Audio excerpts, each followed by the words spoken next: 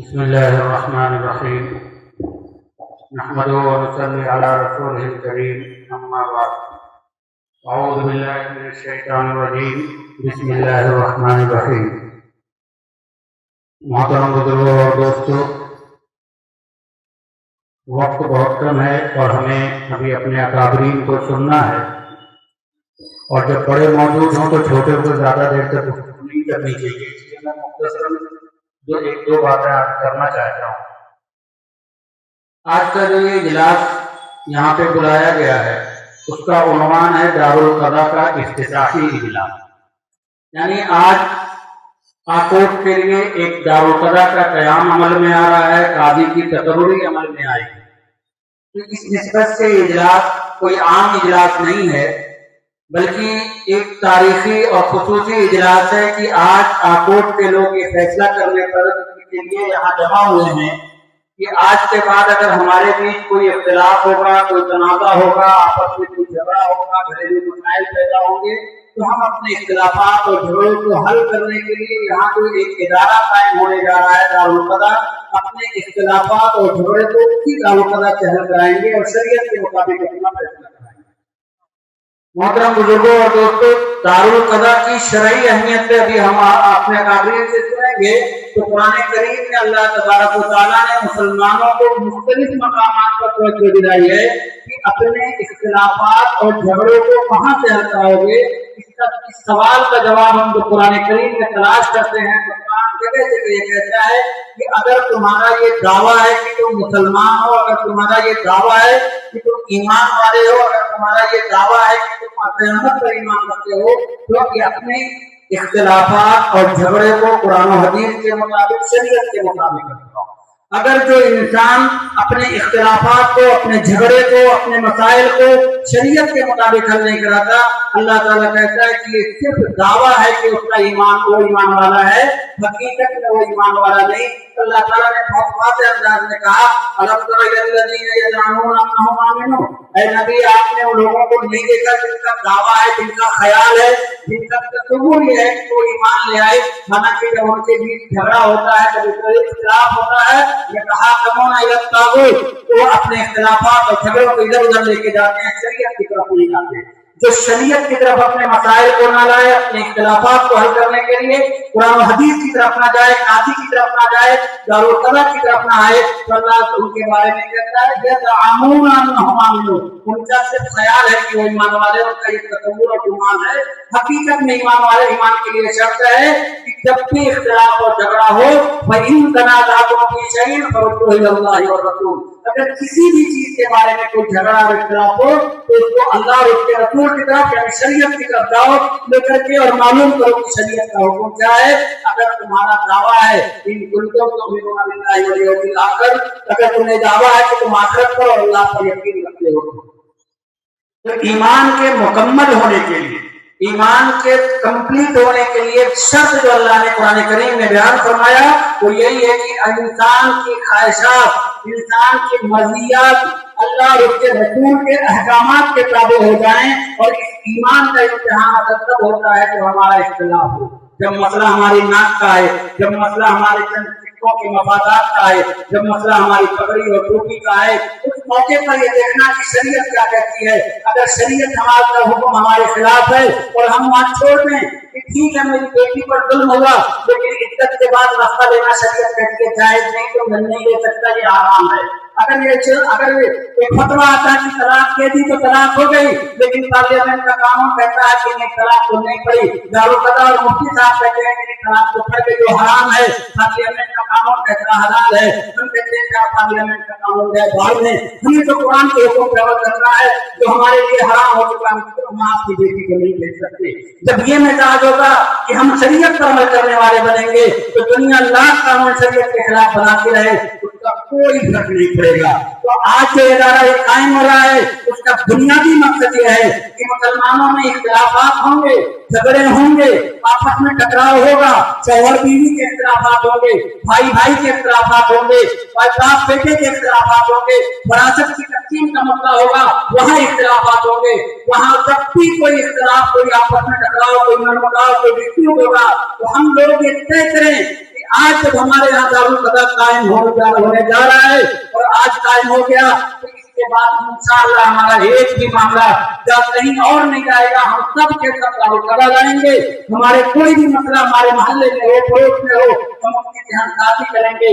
इस शरीयत का तहफ़्फ़ुज़, ईमान की तकमील इसी में है कि हम भले दुनियावी नुकसान बर्दाश्त कर लें, लेकिन हम अपने मसाइल को जाके दारुल कदा से। मेरे बुजुर्गों और दोस्तों, मैं एक बात और अर्ज कर दूं कि दारुल कदा सिर्फ ईमान की तकमील के लिए नहीं, इस मुल्क की भी जरूरत है। इस मुल्क में ऐसे इदारे का क़याम निहायत जरूरी है जो कोर्ट के बाहर लोगों के इख्तिलाफात और झगड़े को हल करा दे।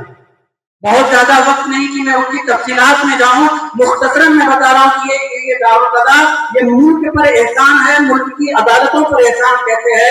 मैं मुख्तसरन वो बता करके मैं अपनी बात खत्म करूंगा। आज हम देखें, जाकर के गूगल पे सर्च कर लीजिएगा, एक वेबसाइट है जहां पे रोजाना अपडेट दी जाती है कि इस मुल्क में इस वक्त अदालतों पर कितने केसेस पेंडिंग है। NJDC करके है, तो DG करके जो है उस पर पता चल रहा है, उस पर आता है डेली अपडेट आती है। तो इस वक्त पूरे मुल्क में 5.5 करोड़ केसेस पेंडिंग है। 5.5 करोड़ केसेस पेंडिंग हैं। और सूरत हाल ये है कि आज से 6-7 साल पहले की एक रिपोर्ट हम बताएं, 2019 में सुप्रीम कोर्ट के साबिक जज जस्टिस काटजू ने एक मरतबा एक बयान दिया, टाइम्स ऑफ इंडिया वगैरह में छपा। उस वक्त 3.5 करोड़ केसेस पेंडिंग थे 2019 में, अब 5.5 हो गए। और ये वो केसेस हैं जो अदालतों में, कोर्ट में, जो डिस्ट्रिक्ट कोर्ट से लेकर के सुप्रीम कोर्ट तक हैं, जो टंटा मुक्ति केंद्र में है, जो अभी पुलिस स्टेशन में है, जो मुख्तलिफ आयोग में है या किसी और डिपार्टमेंट में, किसी ट्रिब्यूनल में है, वो अलग है। जो बाकायदा अदालत जुडिशरी सिस्टम में है वो 5.5 करोड़ है। तो जब 3.5 करोड़ केसेस थे तो जस्टिस काटजू ने कहा कि इस मुल्क में अगर आज के बाद कोई नया केस रजिस्टर्ड ना किया जाए, फिर पुराने केसेस को सॉल्व किया जाए, तो हमारे मुल्क का जो जुडिशरी सिस्टम है उस सिस्टम के मुताबिक सिर्फ पेंडिंग केसेस को सॉल्व करने के लिए 350 साल लगेंगे।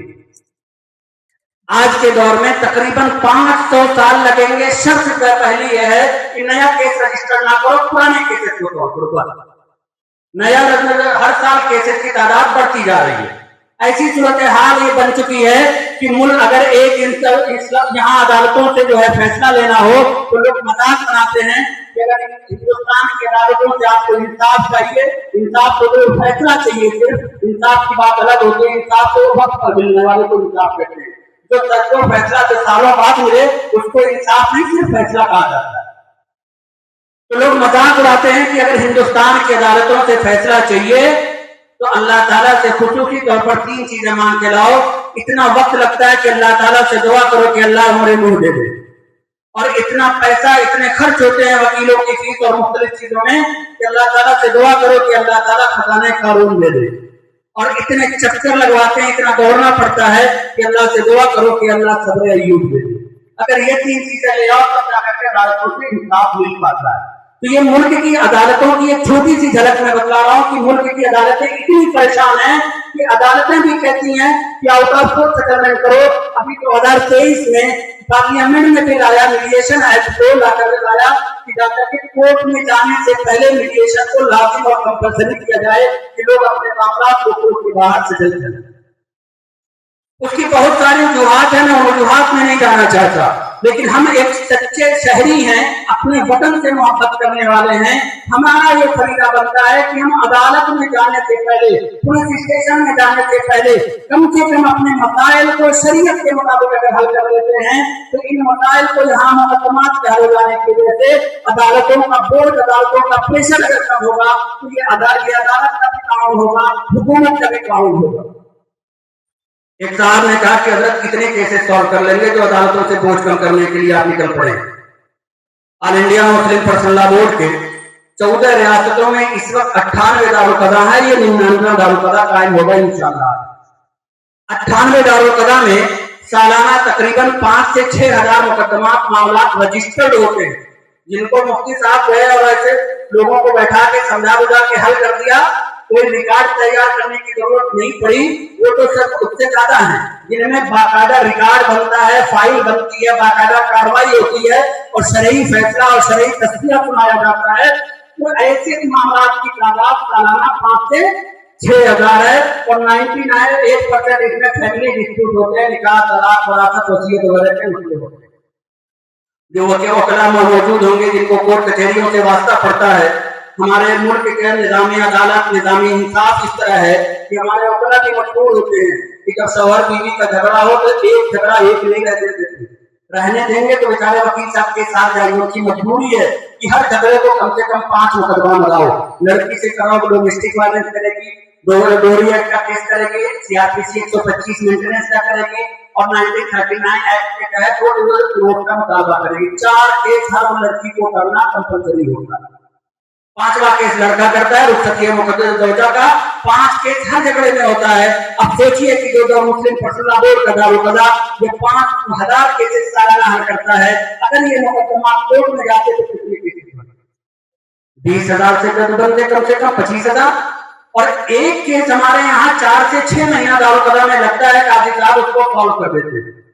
और कोर्ट में जो मुकदमा दर्ज होता है, पार्लियामेंट में गवर्नमेंट ने जवाब दिया है कि सिविल डिस्प्यूट को सॉल्व करने में एवरेज टाइमिंग 4 साल, यानी वो 25,000 केसेस कोर्ट में चलते तो 4 साल पेंडिंग रहते।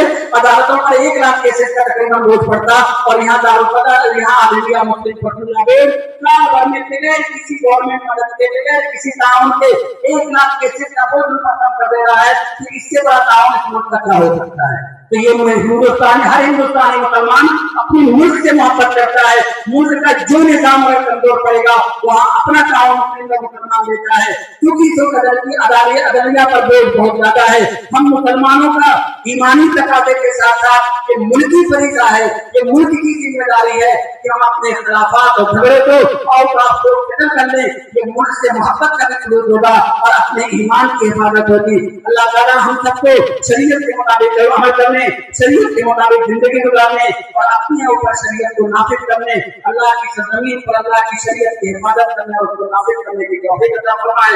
वाक़िअत